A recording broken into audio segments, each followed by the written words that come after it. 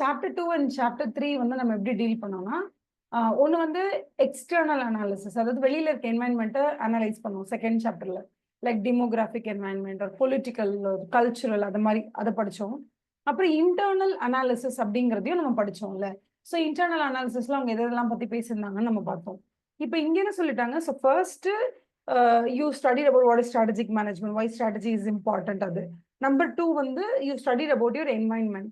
Number 3 வந்து you studied about yourself. Internally நீங்க யாரு, என்ன செய்யணும், அது எல்லாத்தையும் நம்ம வந்து படிச்சோம் இல்லையா? லைக் பேசிக்கான ஸ்ட்ராட்டஜிஸ் நம்ம என்ன ஃபாலோ பண்ணணும் நம்மளோட பிசினஸ்ல. So cost differentiation, like cost leadership அப்படிலாம் டிஃபரன்சியேஷன் ஸ்ட்ராட்டஜி. அப்புறம் வேற என்ன ஃபோக்கஸ்டு ஸ்ட்ராட்டஜி, அப்புறம் பெஸ்ட் காஸ்ட் ப்ரொவைடர் ஸ்ட்ராட்டஜிஸ் இதெல்லாம் பார்த்தோம். And then we also saw customers, consumer, industry, market இது எல்லாத்தையும் அனலைஸ் பண்ணி நம்ம எப்படி பிஹேவ் பண்ணணும் அதெல்லாம் கொஞ்சம் பார்த்தோம்ல. இப்போ நம்ம நெக்ஸ்ட் படிக்க போறது என்னன்னா 4th and 5th சாப்டர் வந்து it's very very special. Because இதுல வந்து நீங்க அந்த 3 சாப்டர்ல என்ன தெரிஞ்சுக்கிட்டீங்களோ அதோட மொத்தமும் சேர்த்த அளவுக்கு உங்களுக்கு எவ்வளவு ஹாப்பினஸ் கிடைச்சிருக்கும். அந்த ஹாப்பினஸ் 4ல மட்டுமே கிடைக்கும். பிகாஸ் நமக்கு அவ்வளவு விஷயங்கள் தெரிய வரும். இப்ப இதுல பாருங்களேன், ப்ராடா வந்து ஜென்ரலா என்னென்ன கேட்டகரிஸ்ல பிரிச்சிருக்காங்கன்னா, number 1 it is called as stability strategy. அது என்ன மேடம் ஸ்டெபிலிட்டி ஸ்ட்ராட்டஜின்னா என்னன்னா, இப்ப எங்க ஊர்ல மீன்ஸ் இங்க தாம்பரம்ல, வண்டலூர்ல இங்கெல்லாம் நீங்க பாத்தீங்கன்னா பேக்கரிஸ் நிறைய தான் இருக்கும். பட் ஸ்டில் வந்து இங்க எங்களோட ஏரியால ஒரு பர்டிகுலர் பேர் வச்சு ஒரு பேக்கரி ஒன்று இருக்கும். ஓகேவா? அது எனக்கு தெரிஞ்சு இந்த ஏரியால வந்து எப்படியும் ஒரு 12, 13 கடை இருக்கும். அதே பேர்ல, அதே டிசைன்ல இருக்கும். ஸோ நான் வந்து அவுட் ஆஃப் கியூரியாசிட்டி ஒரு தடவை நாங்க யூஸ்வலா எங்க ஏரியா பக்கத்துல இருக்கக்கூடிய கடையில போய் நான் கேட்கும்போது அவங்க சொன்னாங்க, இது எல்லாமே ஒரு குரூப் தான் மேம். இது வந்து நான், எங்க அண்ணன், எங்க சித்தப்பா பசங்க, எங்க பெரியப்பா பசங்க அந்த மாதிரி எல்லாரும் ஃபேமிலியில இருக்க எல்லாருக்கும் ஒரு ஒரு கடை வச்சு கொடுத்துருவாங்க. ஒரே பேர் தான், ஒரே ஃபேக்டரி தான். அந்த ஃபேக்டரியில இருந்து தான் பாதுஷால இருந்து, ஜாங்கிரில இருந்து, கேக்ல இருந்து எல்லாமே எல்லா கடைக்கும் சப்ளை ஆகும். ஸோ ப்ரொடக்ஷன் வந்து ஒரு இடத்துல நடக்கும். நீங்க டேஸ்ட் வந்து பாத்தீங்கன்னா அந்த 13 கடையிலயும் முறுக்காகட்டும், இல்ல வந்து அச்சு முறுக்காகட்டும், லட்டு எது நீங்க எடுத்தாலும் டேஸ்ட் வந்து எல்லா கடையிலும் ஒரே மாதிரி தான் மேடம் இருக்கும். என்னன்னா ஒவ்வொருத்தரும் ஒவ்வொரு கடையும் ஒரு ஒரு ஃபேமிலி ஹேண்டில் பண்றோம் அவ்வளவுதான் அப்படின்னு சொன்னாரு. எனக்கு வந்து ரொம்ப நல்லா இருந்துச்சு கேட்கறதுக்கு. இப்ப என்னன்னா இவங்க வந்து இவங்க ஃபேமிலி மெம்பர்ஸ் மட்டும் தான் டீல் பண்றாங்க. அதுக்கப்புறம் எல்லா இடத்துலயுமே கடை ஓகே. பட் ஸ்டில் இவங்க வந்து நீங்க பாத்தீங்கன்னா இவங்க கடைக்குன்னு ஒரு ஒரு செட்டப் ஒண்ணு இருக்கும். என்ன செட்டப்னா ஸ்வீட்ஸ், பேக்கரி ஐட்டம்ஸ். அதுக்குன்னு வந்து பேக்கரி ஐட்டம்ஸ்னா நான் பாரு நான் கமான் நான் வாஃபிள் போடுறேன் பாரு, நான் பாரு ப்ரௌனி விக்கிறேன் பாரு, அந்த மாதிரிலாம் களத்துல இறங்கவே மாட்டாங்க. ரொம்ப ஸ்டெடியா வெறும் ஸ்வீட்ஸ், சேவரிஸ், ஒரு சிக்கன் சமோசா, ஒரு நார்மல் சமோசா, இல்லைன்னா வந்து சிக்கன் கட்லெட், அந்த மாதிரி நார்மல் வெரைட்டிஸ். அப்புறம் ஆல் த அதாவது என்ன சொல்றது டிஃபால்ட்டா பேக்கரி ஐட்டம்ஸ்னு இருக்கும்ல அது. அப்புறம் ஓரளவுக்கு ரொம்ப லிமிட்டடா black forest cake, white forest cake இதான் அவங்க செட்டப். இதை மட்டும் அவங்க எனக்கு தெரிஞ்ச ஒரு 15 வருஷமா எனக்கு தெரிஞ்சே நான் வாங்க ஆரம்பிச்சு 15 16 இயர்ஸா இதை ஸ்டெடியா மெயின்டைன் பண்றாங்க. அவங்களுக்கு ஒரு நல்ல இன்கமும் இருக்கு இதுல. ஸோ இவங்களை பொறுத்த வரைக்கும் இவங்க வந்து பக்கத்துல ஒரு கடை வந்திருக்கு. அந்த கடையில பார்த்தா வந்து டர்க்கிஷ் ஐஸ்கிரீம் கொடுக்குறான். இந்த பக்கம் வாஃபிள் கடை போட்டிருக்காங்க. அந்த பக்கம் வந்து இன்னும் ஏதோ ஒரு ப்ரௌனிஸ் ஸ்டால் போட்டிருக்காங்க. நான் அதெல்லாம் இதுல கொண்டு வந்து இன்கார்பரேட் பண்ண போறேன், இதை பண்ண போறேன், அதை பண்ண போறேன்னு பெருசா ஆம்பிஷியஸா எதுவும் யோசிக்காம அவங்களுக்கு கிட்டத்தட்ட ஒரு லாஸ்ட் 20-25 இயர்ஸா ஸ்டெடி இன்கம் கொடுத்த பிசினஸ் என்னவோ அதை அப்படியே ஸ்டெபிலைஸ் பண்ணியிருக்காங்களே தவிர அவங்களுக்குன்னு ஒரு மார்க்கெட் இருக்கு, அவங்களுக்குன்னு ஒரு செட் ஆஃப் கஸ்டமர்ஸ் இருக்காங்க, அவங்களுக்கு எந்தெந்த ப்ராடக்ட்ஸ் நல்லா செய்ய வருமோ அதுக்குன்னு அவங்களுக்கு ஒரு கஸ்டமர் இருக்காங்க. ஸோ இதை வந்து அவங்க ஸ்டெபிலைஸ் பண்ணா போதும்னு நினைக்கிறாங்களே தவிர இதை விட நான் பெருசா அப்படியே எக்ஸ்பேண்ட் பண்ண போறேன், இன்னும் ஒரு 100 பிரான்ச் ஆரம்பிக்க போறேன், இந்தியா லெவல்ல வந்து இந்த பேக்கரி ஃபேமஸ் பண்ண போறேன் அந்த ரேஞ்சுக்கும் அவங்க செய்யல. அதுக்குன்னு நான் வந்து எப்படி சொல்றது, ஐயோ இது என்னப்பா பேக்கரி பிசினஸ் ரொம்ப பழைய காலத்து பிசினஸ் ஓடவே இல்லை அப்படின்னு சொல்லி சில பேக்கரி எல்லாம் பாத்தீங்கன்னா ஐயோ இந்த பேக்கரில போய் சிப்ஸ் வாங்கலாமான்னு தெரியலையே, எத்தனை நாளைக்கு முன்னாடி சிப்ஸ் போட்டிருப்பானோ தெரியலையே, அந்த மாதிரிலாம் இருக்கும். அந்த மாதிரியும் இருக்காது. இது வந்து எப்படி இருக்குன்னா ஃப்ரெஷ்ஷா வந்து டெய்லி ஸ்வீட்ஸ், சேவரிஸ், ஒரு butter jam, bun what you call the jam, bun butter jam அது, அப்புறம் சிக்கன் ரோல், இது எல்லாமே ஃப்ரெஷ்ஷா வந்து அப்பப்ப இறங்கும். ஆனா ஒரே டிபிக்கலா ஒரே செட்டு தான் இருக்கும். ஒன்றும் புதுசா அப்படியே பயங்கரமாலாம் இருக்காது. அஃபோர்டபுளா இருக்கும், குவாலிட்டியா இருக்கும், ஃப்ரெஷ் ஸ்டாக்கிங்கா இருக்கும். இது இருக்கும். இப்ப நீங்க அவங்க கிட்ட போய் மில்லட்ஸ் பிஸ்கெட் இருக்கா அப்படி கேட்டீங்கன்னா அவங்க கிட்ட இருக்கவே இருக்காது. ஓகேவா? ஒண்ணு மைதா பிஸ்கெட் இருக்கும், இல்ல கோதுமை பிஸ்கெட் இருக்கும். இதை விட்டு நீங்க மில்லட்ஸ் பிஸ்கெட் இருக்கா, ராகில களி வச்சிருக்கீங்களா, அதெல்லாம் நீங்க கேட்க கூடாது. அதெல்லாம் வேணும்னு நீங்க வேற ஏதாவது வந்து கருப்பட்டி காஃபி கடைக்கு தான் போகணும். ஓகேவா? அங்க போய் பால் கொழுக்கட்டை இருக்கா, அந்த மாதிரி. அதாவது இப்ப கொண்டு வராங்க தெரியுமா நியூ ஏஜ் பிசினஸ், அந்த மாதிரி அவங்க பண்ண மாட்டாங்க. அவங்களுக்குன்னு ஒரு ஸ்கெட்ச் இருக்கு, அவங்களுக்குன்னு ஒரு ஃப்ரேம் ஒர்க் இருக்கு. அந்த ஃப்ரேம் ஒர்க்குள்ள அவங்க ஒர்க் பண்றாங்க. தே வெரி ஹாப்பி, ஸ்டெபிலிட்டி அவ்வளவுதான். அந்த 10, 15 கடையை அந்த ஃபேமிலி மெம்பர்ஸோட சேர்ந்து பாத்துக்கிறதுல அவங்களுக்கு ஓகே ஃபைன். அதை அவங்க நிதானமா பண்றாங்க. இது ஸ்டெபிலிட்டி அப்ரோச் அப்படின்னு நம்ம சொல்லலாம். ஸோ இது வந்து நார்மலா ஒரு பேக்கரி கடையை வச்சு சொல்லியிருக்கேன். நீங்க ரொம்ப பெரிய கடை எடுத்துக்கிட்டாலும் இது வந்து செட் ஆகும். தெர் ஆர் பிசினஸஸ் வேர் இதுக்கு மேல growth அண்ட் எக்ஸ்பான்ஷனை விட நம்ம இதை ஸ்டேபிளா நடத்தினா போதும் அப்படிங்கிற சுச்சுவேஷன்ல இவ்வளவு பிசினஸ் இருக்காங்க. ஸோ அந்த மாதிரி ஸ்டெபிலிட்டிங்கிறது ஒரு ஸ்ட்ராட்டஜி. அடுத்தது growth and expansion. growth and expansion என்னன்னா அவங்க புதுசா அப்படியே யங் பிளட்டா இருப்பாங்க. இப்பதான் ஸ்டார்ட் பண்ணியிருப்பாங்க, ஒரு ப்ராடக்ட் டிசைன் பண்ணியிருப்பாங்க, இதை இன்னும் ஆம்பிஷியஸா எடுத்துட்டு போகணும்னு டிசைட் பண்ணுவாங்க. ஃபார் எக்ஸாம்பிள் ஃபர்ஸ்ட் தமிழ்நாட்டுல நம்ம வந்து டாப்ல வரோம், அப்புறம் பேன் இண்டியா லெவலில் வரணும், அப்புறம் குளோபல் லெவலில் வரணும்னு ரொம்ப ஆம்பிஷியஸ் ப்ரோக்ராம் வச்சுக்கிட்டு ப்ராடக்ட்டை வந்து பயங்கரமா எக்ஸ்பேண்ட் பண்ணணும்னு நினைப்பாங்க. ஓகேவா? Like it's not just about Chennai, it's also about Coimbatore, it's also about Madurai அப்படின்னு கொஞ்சம் கொஞ்சம் கொஞ்சமா வந்து பேன் தமிழ்நாடு ஆவாங்க, அப்புறம் பேன் இண்டியா ஆகுற மாதிரி பார்ப்பாங்க. So growth and expansion strategy இது உங்களுக்கு சொல்லி புரிவதில்லை காதல் மாதிரி தான் இது. ஓகேவா? இது என்ன சொல்றது, இது ஓகே தானே? எல்லா கம்பெனிக்குமே மெஜாரிட்டி ஆஃப் த கம்பெனிஸ் வந்து என்னன்னா they are not satisfied with what they have now, they really want to do better. சமயம் ஆகணும். அது வந்து growth and expansion strategy. இன்னும் கொஞ்சம் எக்ஸாம்பிள்ஸோட நான் அந்த ஹெட்டிங் வரும்போது சொல்றேன். ரிட்ரென்ச்மெண்ட்னா என்ன தெரியுமா? ஐயோ ராமா, இந்த கம்பெனி வச்சு நான் என்ன பண்றதே தெரியலையே, இதுல வந்து நான் செலவு பண்றதா 100 ரூபாய் இருக்கு, அதுல இருந்து வரதை பார்த்தா 90 ரூபாய் தான் இருக்கு, இது எதுக்கு தான் நான் கூட வச்சுக்கிட்டு சுத்துறேனே தெரியலையே, அந்த மாதிரி இருக்கிறதுக்கு நம்ம என்ன பண்ணணும் தெரியுமா? கட் ஆஃப் பண்ணி விட்டுறணும். அப்பா தாயே கிளம்பு அந்த மாதிரி. தயவு செஞ்சு என்னோட அம்பர்லாக்கு கீழே இருக்காத. ஏன்னா என்னோட அம்பர்லாக்கு கீழே ஒரு 500 கம்பெனி இருக்கு. இந்த 500 கம்பெனில ஒரு 50 கம்பெனி எப்படி இருக்கும்னா, நான் காசு கம்பெனி மீன்ஸ் 50 பிராண்ட் இருக்கும். இப்ப HUL நம்ம பார்த்தோம்ல, நான் ஒரு 300 பிராண்ட் இருக்கு. இந்த 300 பிராண்ட்ல எப்படி ஒரு 20, 25 பிராண்டாவது எப்படி இருக்கும்னா, நம்ம காசை போடுவோம், அது காசையும் வாங்கி முழுங்கிட்டு ப்ராடக்ட்டை ரெடி பண்ணி வெளில சேல் ஆக்கும் போது என்ன ஆகும்னா, நம்ம வந்து அதுல வந்து ஒரு ஃபார் எக்ஸாம்பிள் 3 crores போடுறோம்னா கலெக்ஷனே 2.5 கோடி தான் வரும். நான் இதுக்கு கையை விட்டு 50 லட்சம் ரூபாய் லாஸ் பண்ணணும், இதை எழுத்து மூடு அந்த மாதிரி. Okay, cut it off. அதெல்லாத்துக்கு பேர் வந்து என்ன? ரிட்ரென்ச்மெண்ட். You retrench it. என்ட்ரென்ச்மெண்ட்னா விரிவாக்குறது, ரிட்ரென்ச்மெண்ட்னா டுமில்னு கட் பண்ணி விடுறது. ஓகேவா? அதுக்கடுத்து வந்து காம்பினேஷன் ஸ்ட்ராட்டஜி. மேம் இதான் மேம் காம்பினேஷன் ஸ்ட்ராட்டஜி அப்படின்னு கேட்டீங்கன்னா, ஒரு பெரிய HUL மாதிரி பிராண்டுல அந்த 300 பிராண்டுல எப்படி பார்த்தா ஒரு 50, 55 பிராண்ட் எப்படி இருக்கும்னா அப்படி அசுர வேகத்துல வளர்ந்துகிட்டே இருக்கும். ஃபார் எக்ஸாம்பிள், இப்ப நீங்க முன்னாடி எல்லாம் பாத்தீங்கன்னா மேகி நூடுல்ஸ் அவ்வளவுதான் இருந்துச்சு. இப்ப என்னதான் மக்களுக்கு மேகி பிடிச்சாலும் அந்த மசாலா பிடிச்சாலும் ரொம்ப ரெகுலரா வெறும் அந்த மைதா மேகியவே சாப்பிடணும்னு அவங்களுக்கு இஷ்டம் இல்லை. சோ அவங்க என்ன பண்றாங்க, கொஞ்சம் ஹெல்த் காம்பினேஷனுக்கு போறாங்க. மீன் காம்பினேஷன், அந்த காம்பினேஷன் சொல்ல நானு கொஞ்சம் ஹெல்தி வெர்ஷன்ஸ்க்கு போறாங்க. ஃபார் எக்ஸாம்பிள் மில்லட்ஸோ இல்ல கோதுமையோ இல்ல ப்ரிசர்வேட்டிவ் ஃப்ரீ அந்த மாதிரி ஏதோ ஒண்ணு மாறுறாங்க.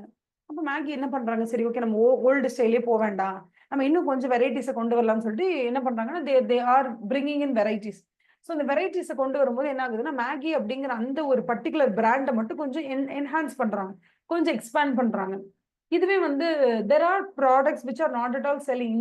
இந்த பாயிண்ட் இன் டைம்ல சேல் ஆகவே மாட்டேங்குது. அதுக்கு ஒரு சூப்பர் எக்ஸாம்பிள் சொல்லணும்னா, அமெரிக்கால இப்ப யூஎஸோட ஃபிலிம்ஸ் நீங்க எது வேணா எடுத்து பாருங்க, English films, American based films நீங்க எது வேணா எடுத்து பாருங்க. காலையில எழுந்திருப்பாங்க, பிரேக்ஃபாஸ்ட் என்னத்தை திரும்ப திரும்பானுங்க, ஒரு தட்டு எடுத்து வச்சு அதுல 2 வர ரொட்டி, தட் இஸ் பிரெட். அதுவே ஆல்ரெடி ட்ரையா தான் இருக்கும், அதை சாப்பிட்டாலே நமக்கு கான்ஸ்டிபேஷன் தான் ஆகும். அதை வேற எடுத்து ரோஸ்ட் பண்ணுவாங்க, அதை ரோஸ்ட் பண்ணி தட்டுல வச்சு அதுல ஒரு கப்பு மில்க் இருக்கும். அந்த மில்க் கூட எப்படின்னா இன்னைக்கு வாங்கின ஃப்ரெஷ் மில்காலாம் இருக்காது.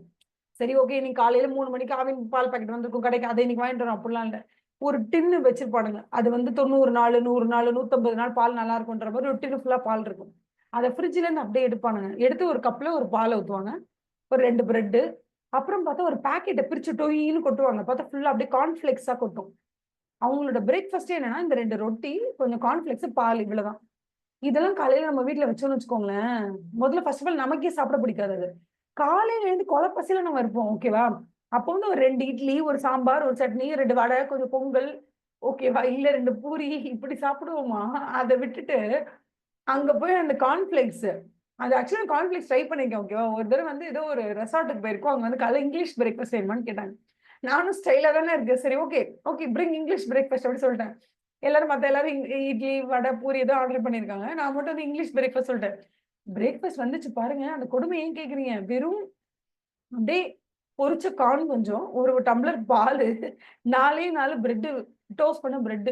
என்னால ஒண்ணுமே பண்ண முடியல. நான் அப்புறம் எல்லார்ட்டையும் கெஞ்சி கேட்டு நம்ம எல்லாரும் சேர்ந்து இந்த டெசர்ட்டா சாப்பிட்டுக்கலாம் அப்படின்னு சொல்லிட்டு வந்த உடனே இந்த பால்ல அந்த கார்ன் எல்லாத்தையும் ஊற வச்சு ஒரு கப்ல வச்சுட்டு அதுக்கப்புறம் அந்த அது பேர் என்ன அந்த ரோஸ்டட் டோஸ்டட் பிரெட்டா அந்த பிரெட் அதில் கொஞ்சம் பீனட் பட்டர் வச்சு அதை தடவி நாலா கட் பண்ணி எல்லாருக்கும் டெசர்ட் ரெடி பண்ணி வச்சுட்டு ஆளாள்கிட்ட ஒரு இட்லி ஒரு பூரி அப்படின்னு சொல்லி கடன் வாங்கி சாப்பிட்டேன். அந்த மாதிரி யூஎஸ்ல வந்து என்ன பண்ணிட்டாங்கன்னா அந்த கார்ன்ஃபிளேக்ஸும் அந்த பிரெட்டும் தான் பிரேக்ஃபாஸ்ட்னு அவங்கள நம்ப வச்சுட்டாங்க. இப்ப அதுல இருந்து ஒரு பெட்டர் பிரேக்ஃபாஸ்ட் ஆப்ஷனே உங்களுக்கு இல்லைன்ற மாதிரி ஆயிடுச்சு. இப்ப அதே கான்செப்ட் கெலாக்ஸ் வந்து இந்தியால லான்ச் பண்ணலாம்னு ட்ரை பண்ணாங்க. எவ்வளவோ அட்வர்டைஸ்மெண்ட் போட்டு பார்த்தாங்க, ப்ரொமோஷன்ஸ் கொடுத்து பார்த்தாங்க. இந்தியாவையும் அதே மாதிரி காலையில இருந்து டேபிள் மேல கொஞ்சம் கெலாக்ஸ் 2 பிரெட் வைக்க ட்ரை பண்ணாங்க. பட் அது இங்க சுத்தமா ஒர்க் அவுட்டே ஆகல. அதனால கெலாக்ஸ் என்ன பண்ணிட்டாங்கன்னா அந்த ஆசையவே விட்டுட்டாங்க. இனிமேல்டா உங்களுக்குலாம் நான் வந்து சாக்கோஸே பண்ண மாட்டேன்டா. ஓகேவா? இனிமே உங்களுக்கு வந்து கார்ன்ஃபிளெக்ஸே கிடையாது. காலையில எந்த மில்க்ல சாக்கோஸ போட்டு சாப்பிடுறதுலாம் உங்களுக்குலாம் டெசர்ட் ஆயிடுச்சுல. இனிமே நான் உங்களுக்கு பிரேக்ஃபாஸ்ட் பண்ண மாட்டேன். அப்படின்னு சொல்லி கெலாக்ஸ் வந்து என்ன பண்ணிட்டாங்க, போதும்டா சாமி இந்த இந்தியன்ஸ் எப்படியாவது மாத்தலாம்னு ட்ரை பண்ற போட்டியில நான் தான் தோத்து போறேன் ஒரு வாட்டியும். So I don't want to spend on advertisements. அதுக்கப்புறம் தான் வந்து கெலாக்ஸ் என்ன பண்ணாங்க அப்படின்னா வேற மாதிரி யுக்திகளை கையாண்டாங்க. ஃபார் எக்ஸாம்பிள் ஒரு பாயிண்ட்ல தீபிகா படுகோன் செம பீக்ல இருந்தாங்க. இப்பயும் பீக்ல இருக்காங்க தான் வச்சுக்கோங்களேன். பட் ஒரு பாயிண்ட் அப்பதான் ஃபர்ஸ்ட் பீக் அவங்களுக்கு. அப்ப வந்து தீபிகா படுகோன் வந்து கெலாக்ஸ் 2 வீக்ஸ் சேலஞ்ச் அப்படின்னு சொல்லிட்டு டபுள் கே சேலஞ்ச் ஏதோ வந்துச்சு. அது என்னன்னா 2 வாரம் 2 வேளை கெலாக்ஸ் சாப்பிட்டா இழைச்சிருவோம், ஒரு சுத்து இழைச்சிரும், ஒரு சைஸ் கம்மியாயிடும், இடுப்பு சைஸ் எல்லாம் கம்மியாயிடும் சொல்லி ஒரு ஆட் வந்தது. அந்த ஆட்ல எப்படின்னா அவங்க மார்னிங்கும் கெலாக்ஸ் சாப்பிடுவாங்க, நைட்டும் கெலாக்ஸ் சாப்பிடுவாங்க. 2 வீக்ஸ் கண்டினியூஸா சாப்பிடுவாங்க, ஒரு சுத்து இழைச்சிருவாங்க. ஸோ அவங்களுக்கு என்ன ஆயிடுச்சு, ஒரு பாயிண்ட்ல கெலாக்ஸால இந்தியால காலையில பிரேக்ஃபாஸ்ட்னா நீங்க கெலாக்ஸ் சாப்பிடுங்க அப்படின்னு ரொம்ப ட்ரை பண்ணி பார்த்தாங்க. அந்த அட்வர்டைஸ்மெண்ட் சுத்தமா ஒர்க் அவுட் ஆகல. ஏன்னா நார்த் இந்தியா ஆகட்டும் இல்ல நமக்கு சவுத் ஆகட்டும் எதுவா இருந்தாலுமே அவங்களுக்குன்னு வந்து ஒரு ரொட்டீனான ஒரு ட்ரெடிஷ்னலான ஒரு குவிசைன் இருக்கு. இந்த குவிசைனை நீங்க வந்து இப்படி பிரேக் பண்ணிட்டு நடுவில் அதுவும் சி ஆல்ரெடி இருக்கக்கூடிய ஒன்றை ரீப்ளேஸ் பண்ணணும்னா இருக்கிறத விட வரக்கூடியது பயங்கர பவர்ஃபுல்லா ரொம்ப டேஸ்டியா அது மாதிரி இருக்கணும், ரொம்ப ஹெல்தி ஆப்ஷனா இருக்கணும். அதை விட்டுட்டு நம்ம சாப்பிட்றத விட ரொம்ப டேஸ்டே இல்லாம காலங்கத்தால நம்மளே ஒரு ஒரு மார்னிங் இருந்தா நம்ம ஒரு டம்ளர் பால் காஃபி போட்டு குடிச்சிருவோம். அதுக்கப்புறம் அதே பாலை வச்சு கெலாக்ஸ் போட்டு நம்ம எதுக்கு டிஃபன் சாப்பிட போறோம்? To you understand? Because English breakfast எப்படி இருக்கும்னா ஒரு பிளாக் காஃபி இருக்கும், அப்புறம் ஒரு கப்ல கொஞ்சம் பால், கொஞ்சம் கெலாக்ஸ், 2 பிரெட். இது அவங்க காம்பினேஷன். நம்ம என்ன பண்ணிடுவோம்னா பாலை தட்டி காலையில காஃபி போட்டு குடிச்சிருவோம். ஸோ கெலாக்ஸோட மறுபடியும் பால் வரும்போது செகண்ட் டைம் பால் குடிக்கிற மாதிரி இருக்கும். அதனால நமக்கு அது ஃபிட் ஆகல. ஸோ கெலாக்ஸ் ரிட்ரென்ச் பண்ணிட்டாங்க. அந்த பிளானே ரிட்ரென்ச் பண்ணாங்க. சரிடா உங்களுக்கு இனிமேல் அந்த பிரேக்ஃபாஸ்ட்டை கொடுக்க மாட்டேன். இனிமே இது வந்து உங்களுக்கு கெலாக்ஸ் என்ன ஆப்ஷன் அப்படின்னா வெயிட் குறைக்கணும் அதை சாப்பிடுங்க அப்படின்னு சொல்லி அதை வந்து ப்ரொமோட் பண்ணவே ஆரம்பிச்சிட்டாங்க கெலாக்ஸ். அப்புறம் கெலாக்ஸ்ல சாக்கோஸ் வந்துச்சு. சாக்கோஸ் வந்து யூஎஸ்ல இருக்கக்கூடிய குழந்தைங்க பிரேக்ஃபாஸ்டாவே சாப்பிடுவாங்க. நம்ம பசங்க இட்லி, தோசை, பூரி, பொங்கல், வடை இதெல்லாம் சாப்பிட்டுட்டு கடைசியா கொஞ்சோண்டு பாலும் கெலாக்ஸும் கொடுத்தீங்கன்னா டெசர்ட் மாதிரி சாப்பிடுவாங்க. ஸோ யூஎஸ்ல இருக்கவங்களுக்கு என்ன பிரேக்ஃபாஸ்ட்டோ அது நமக்கு டெசர்ட் அவ்வளவுதான். Because they have so much of sweet tooth. என்னன்னா அவங்க வந்து அதிகமா காலங்கத்தால டோனட் இருக்குல்ல, டோனட் என்ன நீங்க உளுந்துல வடை சுடுறீங்க இந்தியால, அவங்க மைதாவில வடை செய்வாங்க, அந்த வடையை பொரிச்சு எடுப்பாங்க, அது சாக்லேட்ல முக்கி காலையில வந்து பிரேக்ஃபாஸ்ட் அப்படின்னு சொல்லிட்டு இந்தியாவில் கொண்டு வந்து லான்ச் பண்றாங்க. லான்ச் பண்ண டுபாக்கு ஒரு பேர் என்னன்னா டங்கின் டோனட்ஸ் அப்படின்னு சொல்லிட்டு ஒரு பிராண்ட். இந்தியாவில் கொண்டு வந்து என்ன பண்றாங்கன்னா மார்னிங் வந்து டோனட் வந்து பிரேக்ஃபாஸ்ட் ஆடினாங்க. அவ்வளவுதான் இந்தியாவில் இருக்கவங்க கொதிச்சு எழுந்துருவாங்கல்ல. இந்த சென்ஸ் அது அந்த கடைக்கு யாரும் போவே இல்லை. எல்லாரும் டெசர்ட் டைம்ல சும்மா ஒரு டோனட் வாங்கி சாப்பிட்டுட்டு அதுவும் நல்லா ரெண்டு போயிட்டாங்க. பிகாஸ் டோனட்னால பெரிய வடமா இருக்கும், பொரிச்சு எடுத்திருப்பாங்க, மேல கொஞ்சம் கிறிஸ்பியா இருக்கும், இல்ல சாக்லேட்டை முக்கிய எடுத்து மேல சும்மா ஸ்பிரிங்கிள்ஸ் போட்டிருப்பாங்க, உள்ள ஒரு டேஸ்ட்டுமே இருக்காது. மைதா வடையை நான் எதுக்கு சாப்பிட போறேன்? அதுக்கு பரோட்டா வேணும், நான் நல்லா குருமா தொட்டு சாப்பிட்டுப்பேன். ஸோ நமக்கு நம்மளோட பேலட் வந்து செம்ம டேஸ்ட், ஆனால் நமக்கு அவங்களுக்கு எதுவுமே செட் ஆகல. அதனால தான் சொல்லுவாங்க ரிட்ரென்ச்மெண்ட்ங்கிறது வேணான்றது கட் பண்ணி விடுறது. காம்பினேஷன் என்னன்னா இப்போ கெலாக்ஸ் நீங்க கொண்டு வரீங்க, பிரேக்ஃபாஸ்ட் ஆப்ஷனா கொண்டு வர முடியல, அந்த பிளானை ரிட்ரென்ச் பண்ணிடுது. அப்ப கெலாக்ஸ் வேற என்ன மாதிரி கொண்டு வரலாம், அத மாதிரி கொண்டு வாங்க. So there are different combinations. இப்போ கெலாக்ஸ் வந்து நம்ம ஊத்தி முடிச்சு it's not working in India, அப்ப அதை ரிட்ரென்ச் பண்ணுங்க. எது நல்ல ஒர்க் அவுட் ஆகுதுன்னு பாருங்க. ஃபார் எக்ஸாம்பிள் வந்து பிரிங்கிள்ஸ் அப்படின்னு சொல்லிட்டு ஒரு ஒரு சிப்ஸ் மாதிரி ஷேப்ல இருக்கும், பட் ஆனா அந்த சிப்ஸே இல்ல, பிரிங்கிள்ஸ்ன்னு சொல்லி ஒண்ணு இருக்கும். அதுவுமே இந்தியாவில் கூட வந்து லான்ச் பண்ணாங்க. இவனும் அவ்வளவு பெருசா வந்து பயங்கர ஃபேமஸ் ஆகி அந்த டப்பாவை எல்லாரும் வாங்கி வச்சு சாப்பிட்ற மாதிரிலாம் எனக்கு தெரியல. லேஸ் ஃபேமஸ் ஆச்சு, பட் அந்த பிரிங்கிள்ஸ் ஃபேமஸ் ஆகல. ஏன்னா அதுக்கு பதிலாக நமக்கு வந்து நிறைய ஆப்ஷன்ஸ் இங்க இருக்கிறதுனால. நார்மலா ஒரு சால்டட் சிப்ஸ் நீங்க கடைக்கு வாங்க போனீங்கன்னா சும்மா பேக்கரிக்கு போனீங்கன்னா 40 ருபீஸ்க்கு கொடுப்பாங்க. அதை நீங்க லேஸ் பாக்கெட்டா வாங்குற 10 பாக்கெட் வாங்கினா கூட அவ்வளவு சிப்ஸ் இருக்காது. ஸோ அந்த அளவுக்கு நமக்கு வந்து ஈஸியா ஹெல்தியான ஃப்ரெஷ்ஷான ஆல்டர்னேட்டிவ்ஸ் இருக்குன்னு நம்ம அதை பண்ண போறோம். அப்ப எந்தெந்த ப்ராடக்ட்ஸ் எல்லாம் இந்தியாவில் ஒர்க் அவுட் ஆகலையோ அதெல்லாம் ரிட்ரென்ச் பண்ணிடுவாங்க. எது எது ஒர்க் அவுட் ஆகுதோ அதை நிறைய ப்ரொடியூஸ் பண்ணுவாங்க. கிட்டத்தட்ட பார்த்தா கெலாக்ஸ்லாம் வந்து ready to eat Indian foods எல்லாமே வந்து இப்போ பேக்கெட் போட்டு விற்க ஆரம்பிச்சிட்டாங்க. அதுதான் combination strategy. That is work out ஆகாதெல்லாம் கட் பண்ணிட்டு ஒர்க் ஆகிறதெல்லாம் டபுள் பண்ணுவாங்க. So that is any combination. அப்புறம் turn around strategy. Turn around strategy எனக்கு ரொம்ப பிடிச்ச எக்ஸாம்பிள் சித்தார்த் லால் அவர் பண்ண அந்த ராயல் என்ஃபீல்டோட எக்ஸாம்பிள் எனக்கு ரொம்ப பிடிச்ச டர்ன் அரவுண்ட் ஸ்ட்ராட்டஜி. ஏன்னா அந்த what do you call அந்த ராயல் என்ஃபீல்டு அப்படிங்கிற அந்த பிராண்ட் வந்து அது ரொம்ப தொய்வடைஞ்சிருந்தது. முன்னாடிலாம் மம்முட்டி ஓட்டுவாரு அந்த படத்துல, அந்த மாதிரி முன்னாடிலாம் சூரிய வம்சால ஓட்டிட்டு வருவாங்கல்ல, அந்த மாதிரி இருந்த பிராண்டை மறுபடியும் அதை புதுப்பிச்சு அதை கம்ப்ளீட்டா இன்னைக்கு அதனுடைய தலையெழுத்தை மாற்றி அமைச்சிருக்கிறது யார் அப்படின்னு கேட்டா இட் இஸ் சித்தார்த் லாலோட ராயல் என்ஃபீல்டு தான். எனக்கு தெரிஞ்சு எனக்கு பிடிச்சது நான் சொல்றேன். ஸோ ஒவ்வொரு ஃபேக்கல்ட்டிக்கு ஒவ்வொரு மாதிரியான எக்ஸாம்பிள்ஸ் இருந்து ஒரு மாதிரி பிடிக்கும். பட் டர்ன் அரவுண்ட் ஸ்ட்ராட்டஜினா நம்ம கண்ணுக்கு முன்னாடி பார்த்துருக்கோம்ல. லைக் ஃபார் எக்ஸாம்பிள் இப்போ நீங்க வந்து பிறந்ததுல இருந்து உங்களுக்கு ஒரு 12-13 வயசு வரைக்குமே நீங்க ராயல் என்ஃபீல்டை பத்தி கேள்விப்பட்டிருப்பீங்க, பட் பார்த்துருக்க மாட்டீங்க. உங்களுக்கு ஒரு 12-13 வயசு நீங்க டீன்ஸ்ல நுழையும் போதுதான் இது இன்ட்ரடியூஸ் பண்ணியிருப்பாங்க. தட் இஸ் இந்த ராயல் என்ஃபீல்ட் மறுபடியும் ரீஎன்ட்ரி வந்திருக்கும். அந்த ரீஎன்ட்ரி வந்ததோட கதை தான் ரொம்ப ஸ்பெஷல்ல. 50 நான் சொல்லியிருக்கேன்ல 50 பிசினஸ் இருந்துச்சான், ஒரே ஒரு பிசினஸ் மட்டும் ஹோல்ட் பண்ணிட்டு அந்த 49 ரிட்ரென்ச் பண்ணியிருக்காரு. ரிட்ரென்ச் பண்ணி இந்த ஒண்ணுத்தை மட்டும் கான்சென்ட்ரேட் பண்ணி ஃபோக்கஸ் பண்ணி வரும்போது அது பயங்கரமான சக்சஸ் ஆயிடுச்சு. இன்னைக்கு ராயல் என்ஃபீல்டோட ப்ராஃபிட் வந்து கிட்டத்தட்ட 30-40 மடங்கு இன்க்ரீஸ் ஆயிருக்கு. அப்படின்னா அதுக்கு முழுக்க முழுக்க காரணம் அதோட சிஇஓ அதோட எம்டி சிஇஓ சித்தார்த் லால் தான். அப்படின்னா அது வந்து எந்த வகையிலுமே அது பொய்யே கிடையாது. ஸோ அதுதான் வந்து டர்ன் அரவுண்ட். இப்படி இருக்கிறவங்க அப்படி திருப்புறது, that is called turn around strategy அப்படி சொல்லுவாங்க. ஓகேவா? ஸோ ஃபர்ஸ்ட் ஆஃப் ஆல் ஜென்ரலான ப்ராடான பேசிக் ஸ்ட்ராட்டஜி இருக்குன்னா என்னன்னா, ஒண்ணு இந்த பிசினஸ் நல்லா இருக்கு, இது இன்னும் கொஞ்சம் இம்ப்ரூவ் பண்ணணும்னு நினைக்கிறீங்களா, அது growth ஸ்ட்ராட்டஜி. படி growth எல்லாம் ஒன்றும் இல்லை. இதுக்கு மேல ஃபார் எக்ஸாம்பிள் இப்போ இப்படி வச்சுக்கோங்களேன், நீங்க வீடு வாடகைக்கு விட்டுருக்கீங்கன்னு வைங்களேன். உங்களுக்கு ஒரு லேண்ட் இருக்கு, அங்க ஆல்ரெடி கிரவுண்ட் ஃப்ளோர்ல வீடு கட்டிருக்கீங்க, அந்த வீட்டை நீங்க வாடகைக்கு விட்டுருக்கீங்க. ஓகே, இப்போ நீங்க என்ன யோசிக்கிறீங்க, கீழே இருந்து நமக்கு 20,000 ரூபாய் வாடகை வருது, 2 போர்ஷன் இருக்கு. சரி, நம்ம மாடியிலையும் கட்டி விட்டா அதுவும் நல்ல வாடகை வருமே அப்படின்னு சொல்லிட்டு மாடியில ஒரு ஃப்ளோரை கட்டுறீங்க. அதுக்கே உங்களுக்கு 30 lakhs ஆயிடுது. அதுக்கே நீங்க இப்பதான் இஎம்ஐ கட்டிட்டு உட்காந்துருக்கீங்க, அதையும் வாடகைக்கு விடுறீங்க. ஓகே, இதுக்கு மேல அது என்னத்தை இம்ப்ரூவ் பண்றது? இதுக்கு மேல நீங்க இம்ப்ரூவ் பண்ணணும்னா ஒண்ணு அடுத்தடுத்த மாடி கட்டணும். இமேஜின் அடுத்தடுத்த மாடி கட்டுறதுக்கு உங்களுக்கு வந்து பர்மிஷன் கிடைக்கலான்னு வச்சுக்கோங்களேன். பிகாஸ் அந்த ஏரியால ஒரு ஃப்ளோர் தான் கட்டணும், இல்ல 2 ஃப்ளோர் தான் கட்டணும்னு சொல்றாங்க. ஸோ உங்களுக்கு பெர்மிஷன் கிடைக்கல. இப்ப என்ன பண்ணுவீங்க? உங்களோட பிசினஸ் மாடலே என்னன்னா வீடு வாடகைக்கு விட்டுறது தான். கிரவுண்ட் ஃப்ளோர் விட்டாச்சு, ஃபர்ஸ்ட் ஃப்ளோர் விட்டாச்சு, இதுக்கப்புறம் என்ன விட முடியும்? விட முடியாது. அப்ப நீங்க என்ன பண்ணுவீங்க? அதை அப்படியே ஸ்டேபிளா அதை மெயின்டைன் பண்ணா போதும்னு பாப்பீங்க. அதுதான் ஸ்டெபிலிட்டின்றது. growth ஆர் எக்ஸ்பான்ஷன்ன்றது வந்து உங்களால இந்த பிசினஸை ஈஸியா பெரிய அளவுல ஹிட் ஆக்க முடியும் அப்படின்னா அதை ஹிட் ஆக்கலாம். Most of the products are like that. Okay, for example இப்போ நீங்க வந்து லேஸ் பேக்கெட்ல எடுத்துக்கிட்டீங்கன்னா கார்பரேட், பெரிய கார்பரேட் இந்தியா ஃபுல்லா எக்ஸ்பேண்ட் பண்றாங்க. இந்தியா ஃபுல்லா அந்த ப்ராடக்ட் ரீச் ஆயிடுச்சு, அப்புறம் சைனாக்கு போவாங்க, தாய்லாந்துக்கு போவாங்க.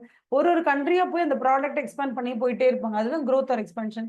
ரிட்ரென்ச்மெண்ட் பிடிக்கலன்னா கட் பண்ணி விடுறது. எப்படி சித்தார்த்த லால் வந்து சித்தார்த்தா லால் அவர் பேரு. ஓகேவா? ஏன்டா பேர் இவ்வளவு கஷ்டமா வைக்கிறீங்க? அந்த மாதிரி இருக்கு. சித்தார்த் லால் அப்படின்னு வைக்கலாம், இல்ல சித்தார்த்தா அப்படி விட்டுறலாம். சித்தார்த்தா லால். சரி, ஓகே, உங்க பேரு கஷ்டப்பட ராயல் என்ஃபீல்டே டர்ன் அரவுண்ட் ஸ்ட்ராட்டஜி எல்லாம் பண்ணிருக்கீங்க, பேர் சொல்ல நாங்க கஷ்டப்படலாமா? அதனால அந்த 49+1 ஸ்ட்ராட்டஜி அதுதான்.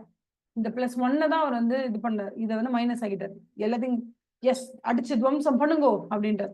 அடிச்சு துவம்சம் பண்ணா போகுமே, போக மாட்டேங்குது. ஓ, ஜேர்னல்ல தான் அது போகுமோ? ஓகே. ஸோ 49 ரிட்ரென்ச் பண்ணிட்டாரு. ஒன்னே ஒண்ணு மட்டும் என்ன பண்றாரு, அடி நிமித்து growth அப்படின்னு எடுத்துட்டு போனாரு. ஓகேவா? இது காம்பினேஷன் ஸ்ட்ராட்டஜி, இது ரிட்ரென்ச்மெண்ட். வேற என்ன ப்ராட் ஸ்ட்ராட்டஜிஸ்? ஓகே, அதுக்கப்புறம் என்ன பண்றாங்க, ஸ்ட்ராட்டஜிக் எக்ஸிட்ஸ். அதாவது இந்த கடையை இழுத்து மூட போறோம். அது எப்படி மூட போறோம்? you're going to stop doing this business. என்னெல்லாம் பண்ணலாம் அப்படின்னு சொல்றாங்க. நம்பர் 1, சுத்தமா மொக்கையா போயிட்டு இருக்க கம்பெனியை உங்களால முடிஞ்சா செம்ம ப்ராஃபிட் மேக்கிங்கா பண்ணிக்காமீங்க. அது ஒரு டர்ன் அரவுண்ட் ஸ்ட்ராட்டஜின்னு சொல்றாங்க. Strategic exit. ஓகேவா? நல்லாவே இல்லைன்னா தானே நீங்க வந்து வெளில போகணும். அதை நல்லா இருக்கிறத மாத்திட்டா அது ஒரு ஒரு வகையான ட்விஸ்ட். இது டர்ன் அரவுண்ட்.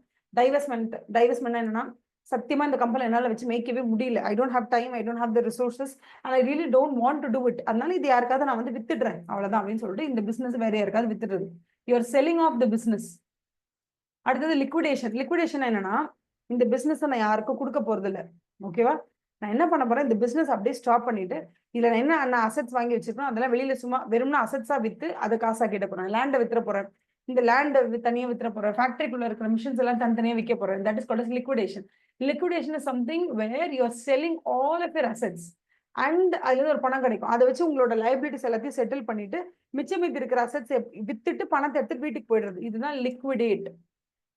லிக்விடேட்னா என்னமா, கையில இருக்க பணத்தை நீங்க வந்து மீன் கையில இருக்க all the assets of the business அது எல்லாத்தையும் வித்துடுறீங்க. வித்துட்டு ஒரு பணம் வரும், அந்த பணத்தை வச்சு எல்லா கடனையும் அடைச்சிட்டு மிச்சம் மீதி இருக்கிறத எடுத்துட்டு வீட்டுக்கு போயிட வேண்டியதான். That is called as liquidation. Divestment அப்படின்னா என்ன, இருக்கிற லோன்ஸ் அப்படியே இருக்கும், லைபிலிட்டிஸ் அப்படியே இருக்கும், இருக்கிற அசெட் அப்படியே இருக்கும். இதுக்கு ஒரு வேல்யூவை போட்டு இந்த வேல்யூ ஃபார் எக்ஸாம்பிள் டோட்டலா அசெட்ஸ் நம்மகிட்ட ஒரு 50 லட்சம் ரூபாய்க்கு இருக்கு, லைபிலிட்டிஸ் வந்து ஒரு 30 lakhsக்கு இருக்கு, மிச்சம் 20 lakhs நமக்கு வந்து அதுல ப்ராஃபிட் இருக்கு அப்படின்னா யாருக்கிட்டேயாவது கூப்பிட்டு இந்த பிசினஸ் நீங்க அப்படியே எடுத்துக்கோங்க, எனக்கு ஒரு 20 lakhs மட்டும் கொடுங்க, நீங்க அந்த பிசினஸ் அப்படியே ரன் பண்ணிக்கோங்க, இல்ல நல்ல ப்ராஃபிட் வரும் அப்படின்னு சொல்லி ஒரு 20 லட்சம் ரூபாய் மட்டும் நம்ம வாங்கிட்டு அந்த கிட்ட 20 lakhs வந்து நம்மளோடது. ஓகேவா? ஏன்னா அசெட் அந்த இடத்துல 30 அசெட் வந்து நான் சொன்ன மாதிரி 50 lakhs அசெட் இருக்கு. ஆனா லைபிலிட்டிஸ்ன்னு பாத்தீங்கன்னா 30 lakhs அவுட் சைட் லைபிலிட்டிஸ். 20 லட்சம் நீங்க போட்ட ப்ரொமோட்டரோட மணி. அப்ப நீங்க என்ன சொல்றீங்க, எனக்கு 20 lakhs கொடுங்க. இன்னைக்கு நான் இந்த 50 வித்தாலும் 50 lakhs வந்துச்சுன்னா 30 ரூபா நான் கடன் அடைக்க மிச்சம் எனக்கு 20 தான். அதையே நான் ஃபுல்லா பிசினஸ் க்ளோஸ் டவுன் பண்ணிட்டு போகணும். பிசினஸ் பாட்டுக்கு ரன் ஆகட்டுமே, எனக்கு 20 lakhs கொடுத்துருங்க, நான் போயிட்டு இந்த பிசினஸ் நீங்க ரன் பண்றதுனா ரன் பண்ணிக்கோங்க அப்படின்னு சொன்னீங்கன்னா அதுக்கு பேரு டைவெஸ்ட்மெண்ட். ஓகேவா? இன்வெஸ்ட்மெண்ட் நீங்க பணத்தை போடுறது, டைவெஸ்ட்மெண்ட் நீங்க போட்ட பணத்தை வெளியில எடுத்துட்டு போறது, அது டைவெஸ்ட்மெண்ட், இது லிக்விடேஷன். அதுக்கப்புறம் போர்ட்ஃபோலியோ அனாலிசிஸ். அதுல portfolio analysis I tell you what are the different types of portfolio அனாலிசிஸ்னு வரும்போது அதுல நான் சொல்றேன். பட் ஜென்ரலா போர்ட்ஃபோலியோனா நான் என்னன்னு சொல்றேன், வாட் இஸ் யுவர் போர்ட்ஃபோலியோ அப்படின்னு கேட்பாங்க. போர்ட்ஃபோலியோ என்னன்னா ஒரு லிஸ்ட் இருக்கும். இந்த மாதிரி ஒரு லிஸ்ட்ல ஃபர்ஸ்ட் நீங்க என்ன செய்ய போறீங்க, செகண்ட் என்னது, தேர்ட் என்ன, 4 என்ன, 5 என்னன்னு எல்லாத்துலயும் நீங்க வந்து கம்பைன் பண்ணுவீங்க. ஃபார் எக்ஸாம்பிள் நீங்க ஒரு ஷேர்ல இன்வெஸ்ட் பண்றீங்கன்னு வச்சுக்கோங்க. இன்வெஸ்ட் பண்ணும்போது நீங்க இன்வெஸ்ட் பண்ண கையில ஒரு 5 lakhs வச்சிருக்கீங்கன்னா 5 lakhs எடுத்துட்டு போய் ரிலையன்ஸ்ல போடாம ஒரு 1 lakh HDFCல போடுங்க, 1 lakh ரிலையன்ஸ்ல போடுவீங்க, ஒரு 1 lakh வந்து பிரமல் குரூப்ல போடுவீங்க, ஒரு 1 lakh வந்து என்ன பண்ணுவீங்கன்னா மாமாத்தோட அந்த பேரண்ட் ஸ்டாக் இருக்குல்ல அதுல போடுவீங்க. அந்த மாதிரி உங்களுடைய டோட்டல் மணியை நிறைய இடத்துல பிரிச்சு போடுறதுக்கு பேர் தான் போர்ட்ஃபோலியோ, ஜென்ரலா இன்வெஸ்ட்மெண்ட்டை பொறுத்த வரைக்கும். அந்த மாதிரி ஸ்ட்ராட்டஜிக் ஆப்ஷன்ஸ்ல டிஃப்ரெண்ட் காம்பினேஷன்ஸா என்னென்ன இருக்கோ அதை வந்து அனலைஸ் பண்ற மாடல் இருக்கு. So that is called strategic options. இதுதான் வந்து பேசிக்கா நம்மளோட பிசினஸ் என்ன பண்ணலாம், ஒண்ணு இருக்கிறத அப்படியே மெயின்டைன் பண்ண, இல்ல அதை நல்லா க்ரோ பண்ண, இல்லையா நமக்கு பிடிக்கலன்னா அதை கட் பண்ணி விட்டுரு. நான் அதுக்கப்புறம் ஃபோர்த் வந்து இல்ல இதுல இருக்க ஏதோ ஒரு காம்பினேஷன் பண்ணிக்கோ, சிலதை வச்சுக்கோ சிலது கட் பண்ணி விட்டுரு. இது பிராட் ஸ்ட்ராட்டஜிஸ். ஸ்ட்ராட்டஜிக்கா எக்ஸிட்ஸ் என்னன்னு பார்த்தா ஒண்ணு சுத்தமா முடியலையா அசெட் தனியா வித்துரு, வர காசு வச்சு லைபிலிட்டி அடிச்சு மிச்சம் இருக்கிறது வீட்டுக்கு போயிடு. இல்ல இந்த பிசினஸ் யாராவது வாங்கிக்க ரெடியா இருக்காங்களா, அவங்க கிட்ட கொடுத்து நீ 20 lakhs வாங்கிட்டு வீட்டுக்கு போ. இல்ல இதை நான் விட்டுட்டு இப்படி லாஸ்ல விட்டு நான் வெளில போக முடியாது என்னால, ஆனா இதுல வந்து மாத்தணும் அப்படின்னா டேர்ன் அரவுண்ட் ஸ்ட்ராட்டஜி பண்ணி ட்ரை பண்ணுங்க. டேர்ன் அரவுண்ட் ஸ்ட்ராட்டஜி ட்ரை பண்ணுவாங்க, சக்சஸ் ஆச்சுன்னா ஓகே, இல்லைன்னா மறுபடியும் அதை வித்து தான் போய் ஆகணும். ஸோ டேர்ன் அரவுண்ட் ஸ்ட்ராட்டஜி நான் ட்ரை பண்றேன்னு எத்தனையோ பேர் எவ்வளவோ பிராண்டு ட்ரை பண்ணியிருக்காங்க. பட் எல்லாமே சக்சஸ் ஆகுமான்னு கேட்டா வெரி ஃபியூ தான் வந்து சக்சஸ் ஆகும். அதனால strategic exit might happen when you fail to do the turnaround strategy with a brighter perspective. அவ்வளவுதான். அடுத்தது ஸ்ட்ராட்டஜிக் ஆப்ஷன்ஸ் மட்டும் I'll tell you என்னெல்லாம் காம்பினேஷன்ஸ் வரும்போது அந்த அனாலிசிஸ் நான் உங்களுக்கு சொல்லித்தரேன். ஓகேவா? இது ஒருத்தர் ரிவைஸ் பண்ணிக்கோங்க. Please revise this first.